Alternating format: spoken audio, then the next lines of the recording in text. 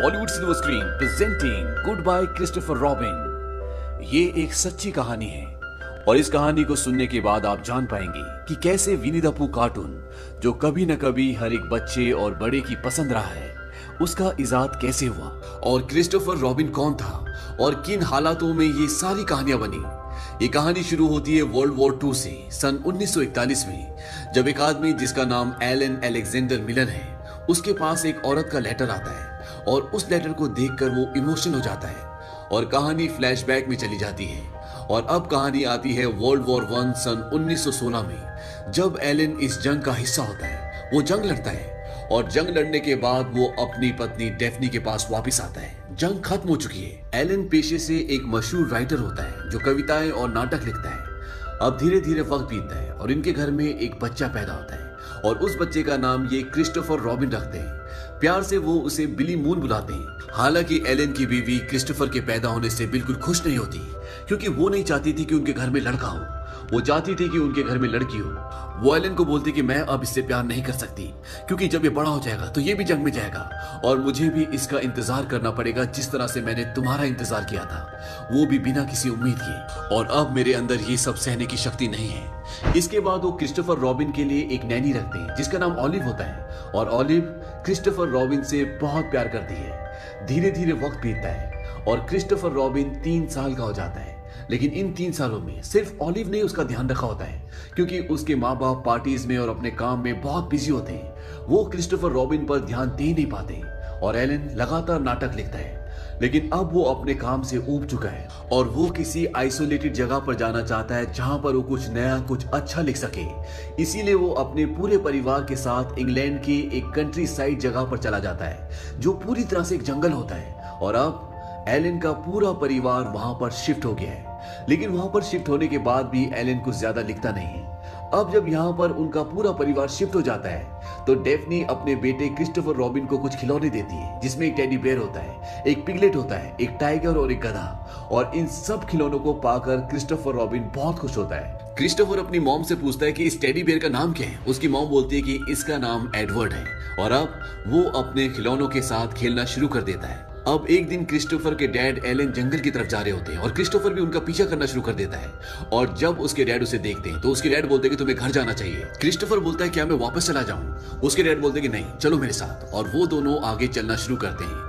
अब क्रिस्टोफर अपने डैड से बोलता है कि मेरे पास जो डोंकी है, क्या आप उसके लिए कोई नाम रख सकते हैं? उसके डैड बोलते हैं कि उसका नाम ईयोर है। और इस नाम को सुनकर क्रिस्टोफर बहुत खुश होता है। अब जब ये आगे जा रहे होते हैं तभी एलन को मधुमक्खियों की आवाज सुनाई देती है और उस आवाज को सुनकर वो सहम जाता है। दरअसल उस आवाज से उसे वर्ल्ड वॉर 1 की याद आती है, जब वो जंग में था और आज भी उसके दिमाग से वो यादें निकल नहीं पाई है। क्रिस्टोफर बोलता है कि ये तो सिर्फ मधुमक्खियां हैं, ये अपना शहर ढूंढने के लिए आई है।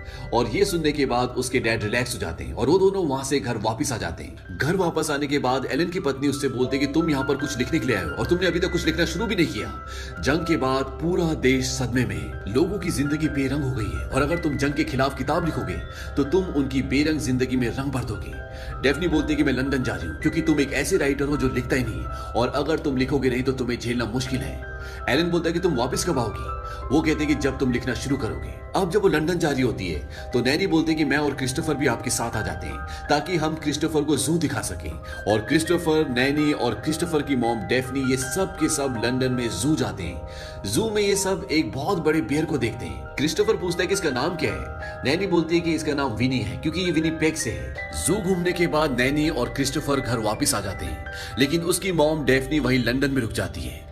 और अगले दिन नैनी को 3 दिन की छुट्टी लेकर अपनी मॉम को देखने के लिए जाना पड़ता है, क्योंकि उसकी मॉम की तबीयत बहुत ज्यादा खराब होती है और इनका कुक भी पहले से छुट्टी पर होता है। इसीलिए घर पर अब सिर्फ क्रिस्टोफर रॉबिन और उसके डैड एलन बचे हैं। अगली सुबह जब एलन कुछ लिख रहे होते हैं तभी उनके पास क्रिस्टोफर आता है। क्रिस्टोफर बोलता है कि मुझे पता है कि आप जंग के लिए कोई किताब लिख रहे हैं, ये एक अच्छा आइडिया है। अगर आप मेरे लिए कुछ लिखेंगे तो मैं उसे जरूर पढ़ूंगा। एलन बोलते हैं क्या तुम मेरे साथ बाहर घूमने चलोगे? क्रिस्टोफर बोलता है ठीक है। और ये दोनों बाहर घूमने जाते हैं और जब ये घूम रहे होते हैं तभी क्रिस्टोफर उसे बताता है कि जब हम जू में गए थे तो वहां पर मैंने एक भालू को देखा था जिसका नाम विनी था। और उसका नाम विनी इसलिए था क्योंकि वो विनीपेग से था। सिपाहियों ने उसकी मॉम को मार दिया और वो जू में आ गया जहां उसे सब घूरते हैं। इसके बाद एलन अपने बेटे को बोलता है कि यहाँ पर मधुमक्खियां हैं, अगर यहाँ पर मधुमक्खियां हैं तो यहाँ पर भालू भी होंगे। क्रिस्टोफर बोलता है कि यहाँ पर भालू नहीं है। तभी उसके पिता उसे पेड़ पर एक भालू दिखाते हैं जो कि क्रिस्टोफर का टेडी बेयर होता है, जिसका नाम होता है एडवर्ड, जो उसकी मॉम ने उसे खिलौना दिया होता है। दरअसल उसके डैड उसके साथ खेल रहे होते हैं। क्रिस्टोफर बोलता है कि आज से मैं इसे विनी बोलूंगा और वो उसका नाम विनी रख देता है। और उसके डैड क्रिस्टोफर के साथ इसी तरह से खेल खेलना शुरू कर देते हैं। जब वो डिनर करते हैं तब वहां पर खाना बहुत ज्यादा होता है और उसके डैड वहां पर उसके सारे खिलौनों को बिठा देते हैं। और ये सब करने में क्रिस्टोफर को बहुत मजा आ रहा होता है क्योंकि उसके पिता पहली बार उसके साथ खेल रहे होते हैं, उसके साथ टाइम बिता रहे होते हैं। और इस खेल में वो अपने बेटे के साथ बहुत सारी कहानियां बनाता है। वो टाइगर का नाम टिगर रख देते हैं, बेयर का नाम विनी, और जो उनके पास डोंकी होता है उसका नाम ईयो रखते हैं, और पिगलेट का पिगलेट। और इसी तरह इनके पास अब बहुत सारी कहानियां हैं। और एलन शहर से अपने एक दोस्त को बुलाता है जो क्रिस्टोफर रॉबिन और उसके खिलौनों के बहुत सारे स्केचेस बनाता है ताकि वो उसे अपनी कहानी में इस्तेमाल कर सके। और इसके साथ साथ वो एक पोयम भी लिखता है और उस पोयम को वो अपनी पत्नी को भेजता है। इस पोयम का नाम होता है वेस्पर्स और ये विनी द पूह से रिलेटेड होती है। और कुछ दिनों बाद उसकी पत्नी घर वापस आ जाती है और वो उसे बताती है कि मैंने तुम्हारी पोयम को पब्लिश करवा दिया और वो लोगों को बहुत पसंद आई है। और अब एलन विनी द पूह किताब के ऊपर और भी ज्यादा मेहनत करना शुरू कर देता है। और जब उसकी पहली किताब पब्लिश होती है तो वो रातों रात फेमस हो जाता है। एलन पहले से बहुत बड़ा राइटर था, लेकिन इस किताब के आने के बाद उसका सारा काम जो उसने पहले किया होता है वो सब छुप जाता है क्योंकि ये किताब लोगों को इतनी पसंद आती है कि वो रातों रात एक बहुत बड़ा सेलिब्रिटी बन जाता है। लोग अब उसकी किताब के बारे में, उसकी कहानियों के बारे में जानना चाहते हैं। और जब लोगों को ये पता चलता है कि क्रिस्टोफर रॉबिन एक सचमुच का लड़का है तो लोगों की जिज्ञासा और भी बढ़ जाती है और अब लोग क्रिस्टोफर रॉबिन से मिलना चाहते हैं, उसके बारे में जानना चाहते हैं। कुछ दिनों बाद क्रिस्टोफर रॉबिन की नैनी भी घर वापस आ जाती है। उसे देखकर क्रिस्टोफर रॉबिन बहुत खुश होता है। दरअसल उसकी मॉम की मृत्यु हो गई थी, इसीलिए उसे कुछ ज्यादा ही टाइम लग गया। उसकी नैनी बताती है कि मैंने क्रिस्टोफर रॉबिन की प्रेयर्स के बारे में जो आपने पोयम लिखी थी वो अपने दोस्त के घर पर देखी और मुझे बहुत खुशी है कि लोगों को ये पोयम इतनी पसंद आई।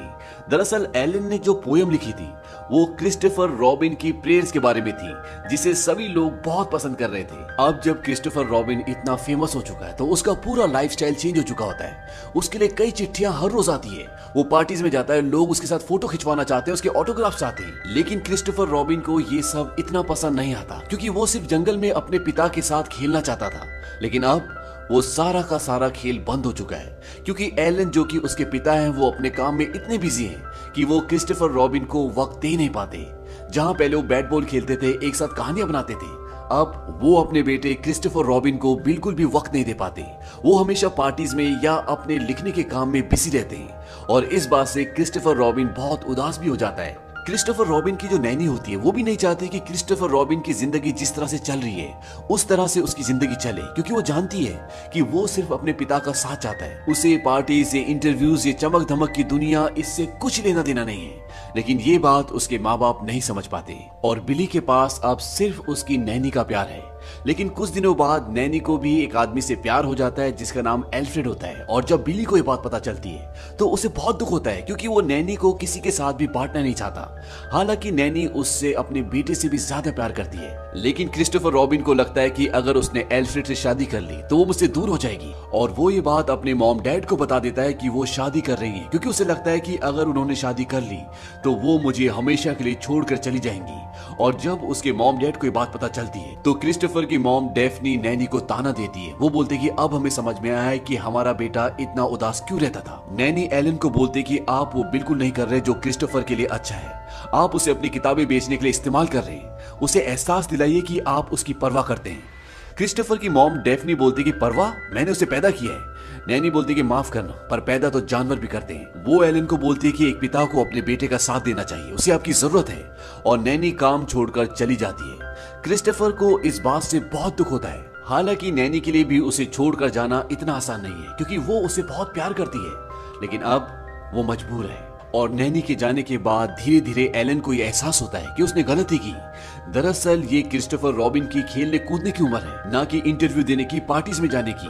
और वो एक दिन अपने बेटे को बोलता है कि आज के बाद मैं क्रिस्टोफर रॉबिन के बारे में, विनी द पूह के बारे में, टिगर के बारे में कुछ भी नहीं लिखूंगा, एक लफ्ज भी नहीं। क्रिस्टोफर रॉबिन बोलता है क्या अब विनी द पूह दोबारा से हमारा हो जाएगा? एलन बोलते कि नहीं, अब वो दुनिया का हो चुका है।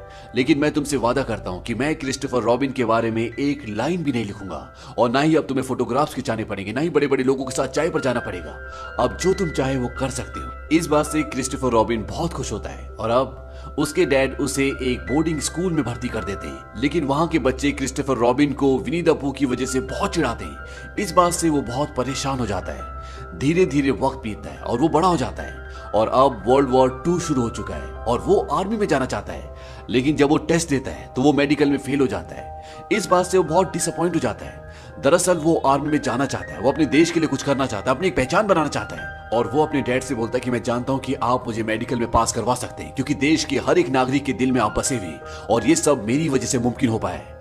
और एलन ना चाहते हुए भी उसे आर्मी में भर्ती करवा देते हैं। और वॉर में जाने से पहले क्रिस्टोफर अपने डैड को बोलता है कि उस बेर ने मेरी जिंदगी खराब कर दी। मैं जहां भी जाता हूं लोगों को पता चल जाता है। जब मैं छोटा था हम जंगल में खेलते थे और फिर आपने किताब लिखी और सब कुछ खत्म हो गया। आप पूरी तरह से बदल गए। एलन बोलता कि ये सच नहीं है। जैसे मुझे एहसास हुआ मैंने वो लिखना छोड़ दिया था। वो मेरी जिंदगी के सबसे अच्छे दिन थे। क्रिस्टोफर बोलता है फिर आपने उन्हें भेज दिया। एलन बोलता है कि तुमने ही कहा था कि मेरे बारे में किताब लिखो। क्रिस्टोफर बोलता है कि मैंने मेरे बारे में नहीं, मेरे लिए कहा था। और इसके बाद क्रिस्टोफर ट्रेन से वहां से जंग पर चला जाता है।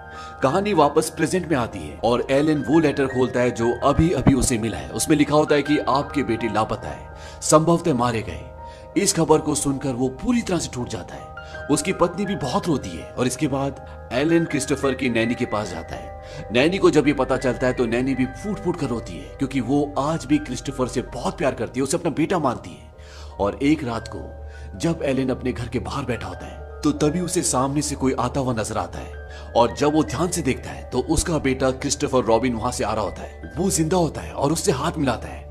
एलन अपने बेटे को बोलता है क्या तुम सच में बिली मून हो, क्योंकि वो अपने बेटे को हमेशा बिली मून ही कहकर बुलाता था। वो कहता है कि हाँ मैं जिंदा हूँ। इसके बाद क्रिस्टोफर रॉबिन की मॉम भी आ जाती है और वो भी अपने बेटे को देखकर बहुत खुश होती है। उसकी आंखों में आंसू आ जाते हैं। और जब नैनी को पता चलता है कि क्रिस्टोफर रॉबिन जिंदा है तो वो उसे मिलने आती है और उसके गले लगकर वो बहुत रोती है। इसके बाद क्रिस्टोफर अपने डैड को बोलता है कि जब हम रेगिस्तान में थे और हम पर फायरिंग हो रही थी तो एक आदमी गाना गाने लगा विनी द पूह का। और जब वो गा रहा था तो उसको अपने घर की याद आ रही थी। वो गाना उसे उसके बचपन में ले गया।